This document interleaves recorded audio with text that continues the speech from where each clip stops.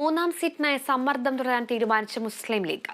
സംസ്ഥാന നേതൃയോഗത്തിലാണ് തീരുമാനം. വയനാടില്ലെങ്കിൽ കണ്ണൂരോ വടകരയോ വേണമെന്ന ആവശ്യം ആവർത്തിക്കുകയാണ് ലീഗ്. UDF ഏകോപന സമിതി യോഗവും ഇന്ന് തിരുവനന്തപുരത്ത് ചേരും. മൂന്നാം സീറ്റിനായി സമ്മർദ്ദം തുടരാനാണ് മുസ്ലിം ലീഗിന്റെ തീരുമാനം. തിരുവനന്തപുരത്ത് ചേർന്ന സംസ്ഥാന നേതൃയോഗത്തിലും ലീഗിന്റെ തീരുമാനത്തിന് മാറ്റമില്ല. രാഹുൽ ഗാന്ധി മത്സരിച്ചില്ലെങ്കിൽ വയനാട് സീറ്റ് വേണമെന്ന ആവശ്യത്തിൽ തന്നെ ഉറച്ചു നിൽക്കുകയാണ് ലീഗ്.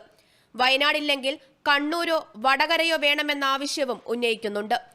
ഇന്ന് ചേരുന്ന ഉഭയകക്ഷി ചർച്ചയിലും UDF ഏകോപന സമിതി യോഗത്തിലും ഇതേ നിലപാട് ആവർത്തിക്കാൻ ഒരുങ്ങുകയാണ് ലീഗ് നേതാക്കൾ. ലീഗുമായുള്ള UDFന്റെ മൂന്നാം ഘട്ട ഉഭയകക്ഷി ചർച്ചയാണ് ഇന്ന് നടക്കുക. മൂന്നാം സീറ്റ് എന്ന ആവശ്യം അംഗീകരിച്ചില്ലെങ്കിൽ രാജ്യസഭാ സീറ്റ് കൂടി ലക്ഷ്യമാക്കി മുന്നോട്ടു പോകാനാണ് ലീഗ് നേതൃത്വത്തിന്റെ നീക്കം. കഴിഞ്ഞ 2 ഉഭയകക്ഷി ചർച്ചകളിലും ഉന്നയിച്ച മൂന്നാം സീറ്റ് എന്ന ആവശ്യത്തിൽ നിന്ന് ലീഗ് നേതൃത്വം പിന്നോട്ടു പോകാൻ തയ്യാറാകാതിരുന്നതോടെയാണ് ചർച്ച മൂന്നാം ഘട്ടത്തിലേക്ക് കടന്നത്.